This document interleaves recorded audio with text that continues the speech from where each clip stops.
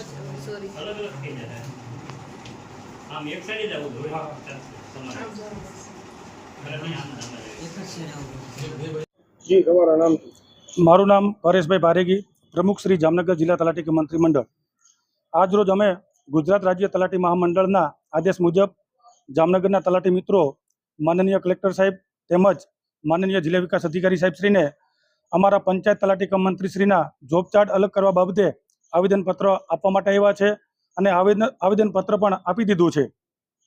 અમારા તલાટી મંત્રીશ્રીઓનો માત્ર આજે એક પ્રશ્ન એવો છે કે રેવન્યુ તલાટી હોવા છતાં આજે રેવન્યુની કામગીરી બધી અમે પંચાયત તલાટી મિત્રો કરીએ છીએ।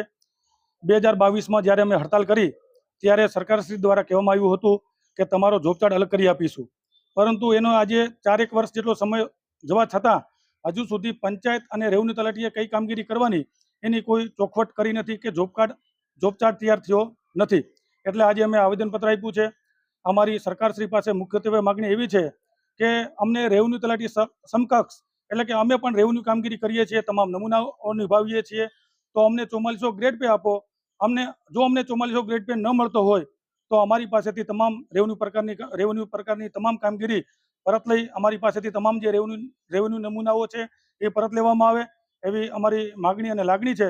સરકારશ્રીને ફરીથી અમારી ખૂબ જ નમ્ર વિનંતી અપીલ છે કે અમને અન્યાય થાય છે તો અમને આ ન્યાય મળે એ માટે અમે આજે આવેદનપત્ર આપ્યું છે। એટલે માત્ર અમારી માગણી એટલી જ છે કે આ 4400 ગ્રેડ પે આપો અથવા તો અમારી પાસેથી રેવન્યુની તમામ કામગીરી પરત લઈ અને અમારા પંચાયતનો જોબ ચાર્ટ અલગ કરવામાં આવે તો અમારે પંચાયત તલાટી મંત્રીશ્રીએ જે પંચાયતની કામગીરી કરવાની છે એમાં અમે વધારે ફોકસ આપી શકીએ અને જે અમારે મૂળભૂત કામગીરી જે પંચાયતની કરવાની છે એમાં અમે અગ્રેસર રહી અને કામગીરી કરી શકીએ। એ માટે આજે આવેદનપત્ર આપ્યું છે।